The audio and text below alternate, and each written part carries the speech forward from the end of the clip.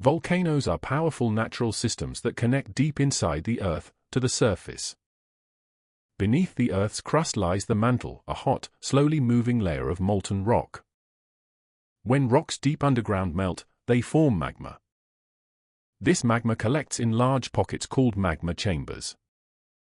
As more magma fills the chamber, pressure begins to build. The pressure forces magma upward, creating pathways through the rock. This creates a volcano, with a central vent and an opening at the top. When pressure becomes too strong, the volcano begins to erupt. Magma explodes out as lava, ash, and gas. Lava flows down the sides, reshaping the land. Ash rises into the sky and spreads over large areas. As lava cools, it hardens into solid rock. Over time, volcanoes create new land. There are different types of volcanoes, each with unique shapes and eruptions. Some volcanoes are active, while others remain quiet for years. Humans study volcanoes to understand and predict eruptions. Before eruptions, warning signs often appear.